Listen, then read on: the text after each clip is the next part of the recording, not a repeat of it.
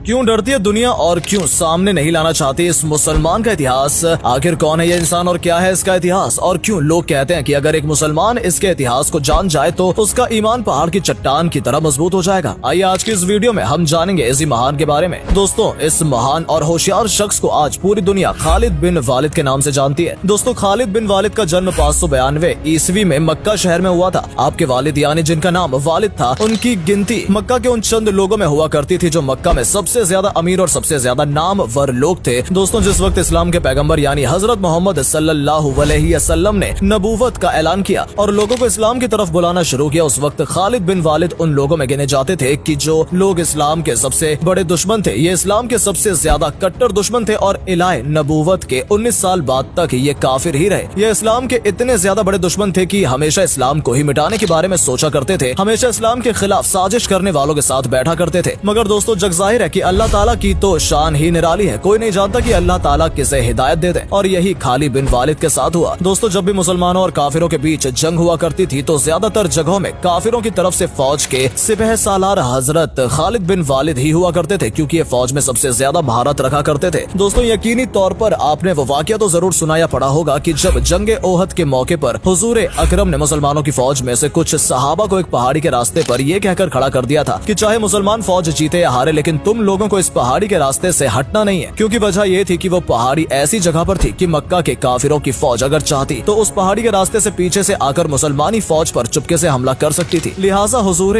अकरम ने इसी वजह से उस पहाड़ी पर कुछ चंद सहाबा को खड़ा कर दिया था ताकि काफिर इधर से किसी भी सूरत में हमला नहीं कर सके। बहुत खतरनाक जंग हुई। मुसलमानों ने गिनती में कम होने के बावजूद भी मक्का के काफिरों को धूल चटा दी, लेकिन यकीनन खुदाए ताला को कुछ और ही मंजूर था। जिन चंद लोगों को इस्लाम के पैगंबर ने पहाड़ी के रास्ते पर खड़ा किया था, उन लोगों ने जब देखा कि मुसलमान जंग जीत गए हैं और काफिरों के माल को लूटने लगे हैं, तो उन लोगों में से ज्यादातर लोगों ने भी अपनी जगह छोड़ दी और मैदान में आकर खुशी मनाने लगे। इसका नतीजा ये हुआ कि खालिद बिन वालिद, जो उस वक्त काफिरों की फौज में शामिल थे और उस वक्त काफिर हुआ करते थे और जंग में भी बहुत ज्यादा महारत रखा करते थे, उन्होंने अपने चंद लोगों के साथ में पीछे से मुड़कर उस पहाड़ी वाले रास्ते से मुसलमानों पर दोबारा हमला किया। ये इतना खतरनाक हमला था कि मुसलमानों को कुछ समझ ही नहीं आया कि आखिर ये कैसे मुमकिन हो गया। खालिद बिन वालिद ने अपनी तलवारों से लगातार कई सहाबा को शहीद कर दिया और देखते ही देखते पूरी जंग का नक्शा बदल गया। वो जंग जो मुसलमान जीत चुके थे अब उनकी हार में बदल चुकी थी, और ये सब कुछ हुआ था खालिद बिन वालिद की महारत की वजह से, जो उस वक्त काफिर हुआ करते थे। दोस्तों, सुलह हुदैबिया के बाद हजरत खालिद बिन वालिद अक्सर परेशान रहने लगे थे और उनकी परेशानी की सिर्फ एक ही वजह थी, और वो वजह थी इस्लाम की दिन ब दिन तरक्की होना। दोस्तों, वो हमेशा सोचते रहते थे कि आखिर ये वजह क्या है कि काफिरों ने कई बार मुसलमानों को जंग के मैदान में चैलेंज किया है, लेकिन काफिरों ने हमेशा अच्छे हथियार और अच्छे जंगजू अपने पास होने के बावजूद भी हमेशा मुसलमानों से हारे हैं। उनके दिमाग में अजीब अजीब बातें आया करती थी। वो सोचते थे कि आखिर क्या वजह है कि मुसलमान हमेशा हमेशा हमसे जीत जाते हैं। कहीं ऐसा तो नहीं कि मुसलमानों के साथ कोई अलग ताकत हो। कभी उनके दिमाग में आता कि कहीं ऐसा तो नहीं कि मोहम्मद सच में ही अल्लाह का रसूल हो। दोस्तों, अदरक खालिद अल वलीद इन तमाम बातों से परेशान ही थे कि अचानक से एक दिन उनके बड़े भाई का उनके पास एक खत आता है। उस खत में लिखा था कि खालिद, तुम कहाँ हो? हजरत मोहम्मद सल्लल्लाहु अलैहि वसल्लम ने मुझसे तुम्हारे बारे में पूछा है कि आखिर खालिद कहाँ है। उस खत में उनके भाई ने लिखा था कि मैं चाहता हूँ कि तुम इस अंधेरी दुनिया से निकलकर इस्लाम की रोशनी की तरफ आओ और इस्लाम में दाखिल हो जाओ। ये खत पढ़ते ही खालिद के और इस खत का इतना खतरनाक असर हुआ कि आप पैगंबर मोहम्मद सल्लल्लाहु अलैहि वसल्लम की तरफ रवाना हुए और उनकी खिदमत में हाजिर होकर इस्लाम कबूल कर लिया, यानी इस्लाम धर्म में शामिल हो गए। दोस्तों, हदीसों की किताब में आता है कि पैगंबर मोहम्मद मुस्तफा सल्लल्लाहु अलैहि वसल्लम ने रोमन एम्पायर की तरफ यानी सीरिया की तरफ अपना एक एलची रवाना किया, लेकिन रोमन एम्पायर ने अपने गुरुओं घमंड के आकार मुसलमानों के उस एलची को खत्म कर दिया। और जाहिर है कि पहले के दौर में कितना भी खतरनाक दुश्मन हो, लेकिन एलची को वो खत्म नहीं किया करता था, क्योंकि एलची को खत्म करने का मतलब हुआ करता था जंग का खुल्लम खुल्ला ऐलान करना। जब मुसलमानों का एलची खत्म कर दिया गया तो हुजूर ने भी मदीने से सहाबा की एक बड़ी फौज को जंग के लिए सीरिया की तरफ रवाना किया और उस जंग का सिपहसालार बनाया हजरत जैद बिन हारसा को। दोस्तों, जैद बिन हारसा हुजूर अकरम सल्लल्लाहु अलैहि वसल्लम के मुंह बोले बेटे भी थे और ये वाहिद सहाबी हैं जिनका नाम कुरान में भी आया है। और हुजूर ने जाते हुए सहाबा को ये नसीहत फरमाई कि अगर जैद शहीद हो गए तो इसके बाद अपनी फौज का सिपहसालार जाफर को बना देना, और अगर जाफर भी शहीद हो जाए तो अपनी फौज का सिपहसालार लाल अब्दुल्ला बिन रवाह को बना देना, और अगर वो भी शहीद कर दिए जाए तो उसके बाद जिस पर तुम लोग मुत्ताफिफ हो जाओ उसी को अपना सिपहसालार बना देना। हुजूर ने ये नसीहत करके अपने लश्कर को सीरिया की तरफ रवाना किया और हुजूर साहब अपने चंद सहबाओं के साथ मदीने शहर में बैठ गए। एक तरफ सीरिया में जंग हो रही थी और दूसरी तरफ हुजूर मदीने में पूरी जंग का नक्शा अपने सहाबा को बैठकर बता रहे थे। बड़ी ही खतरनाक जंग हुई और हुजूर रो रहे थे और अपने सहाबा से कह रहे थे कि जंग में अब जैद को शहीद कर दिया गया। इस्लामी फौज का झंडा अब जाफर के हाथों में आ गया। थोड़ी देर बाद हुजूर रो रहे थे और कह रहे थे कि जाफर को भी शहीद कर दिया गया है और अब जंग का झंडा अब्दुल्ला के पास आ पहुंचा है। उसके बाद हुजूर ने फरमाया अब्दुल्ला को भी शहीद कर दिया गया है और तमाम लोगों के मुताफिक होने के बाद हजरत खालिद बिन वलीद के हाथ में इस्लाम की फौज का झंडा दे दिया गया है। दोस्तों, ये पहला मौका था जब हजरत खालिद बिन वलीद के हाथ में इस्लामी फौज की सिपहसलरी थी, क्योंकि उससे पहले वो काफिर हुआ करते थे। लिहाजा जब इस्लाम का झंडा हजरत बिन खालिद के हाथ में और इस चीज को रोमन एम्पायर की फौज ने देखा तो उनकी आधी हिम्मत तो हजरत खालिद बिन वलीद को देखकर ही टूट गई थी। उसकी वजह ये थी कि दूर दूर के लोग इस बात को जाना करते थे कि मक्का में खालिद नाम का एक ऐसा जंगजू मौजूद है जो अपने सामने किसी को नहीं टिकने देता है। जाहिर है अब ये इस्लाम में दाखिल हो चुके थे और अब ये इस्लामी फौज में थे, लेकिन अपनी पुरानी जंगी महारतों को कभी नहीं भूले थे। दोस्तों, बहुत खतरनाक जंग हुई और खालिद बिन वालिद की सिपहसलारी की वजह से मुसलमानों ने ये जंग जीत ली। और इस जंग में हजरत खालिद बिन वलीद इतनी जोश के साथ लड़े और इतनी खतरनाक तरीके से लड़े कि इस जंग में हजरत खालिद बिन वलीद के हाथ से 9 तलवारें टूट गई थी। यकीनन एक तलवार भी किसी मर्द के हाथ से ही टूट सकती है और जिसके हाथ से 9 तलवारें टूटी, सोचिए उसने उस जंग में कितने लोगों को कत्ल किया होगा। दोस्तों, जैसा कि मैंने आपको पहले भी बताया है कि प्यारे नबी सीरिया में हो रही जंग का हाल मदीने में बैठकर अपने सहाबा को बता रहे थे और रो रहे थे, तो जब हजरत खालिद बिन वलीद ने अपनी बहादुरी के बलबूते पर उस जगह को फतेह कर लिया तो हुजूर ने खुश होकर तमाम सहाबा के सामने हजरत खालिद बिन वलीद को एक नया नाम दिया और वो नाम था सैफुल्लाह। और हुजूर ने फरमाया कि अब मुसलमानों की फौज की सिपहसलारी सिर्फ सैफुल्लाह के हाथ में है। दोस्तों, जाहिर है कि हजरत खालिद बिन वलीद का जिक्र हो और जंगे यमाम का जिक्र ना हो तो मुमकिन नहीं है। हजरत खालिद की सबसे मशहूर जंग जंगे यमामा है। ये वो जंग है जो कि मुसलमानों ने एक ऐसे शख्स से लड़ी थी कि जिसने हुजूर अकरम सल्लल्लाहु अलैहि वसल्लम की वफात के बाद उसने नबूवत का दावा कर दिया था। उसने कहा था कि मैं भी नबी हूँ। इसका नाम था मुसलमा कज़्ज़ाक। यकीनन ये जंग बहुत खतरनाक थी क्योंकि मुसलमानों के सामने कोई छोटी मोटी फौज नहीं थी बल्कि बहुत बड़ी फौज थी। इस फौज की तादाद थी तकरीबन 50 से 60 हजार। लेकिन जाहिर है कि मुसलमान भले ही कम थे लेकिन उनका सिपहसलार ऐसा खतरनाक इंसान था जिसका नाम था हजरत खालिद बिन वलीद। हजरत खालिद बिन वलीद ने अपनी होशियारी से कज़्ज़ाक की इतनी बड़ी फौज में तबाही मचा दी और वो लोग घबराकर अपने किलों में वापस भागने पर मजबूर हो गए। खालिद ने उनके किलों को चारों ओर से घेर लिया और मुसलमा कज़्ज़ाक को कत्ल कर दिया और ये जंग भी जीत ली गई। तो दोस्तों, ये था खालिद बिन वलीद का कुछ इतिहास जिस पे हमने रोशनी डाली है। ऐसे ही और रोमांचक वीडियोस के लिए बने रहिए बस हमारे साथ। धन्यवाद।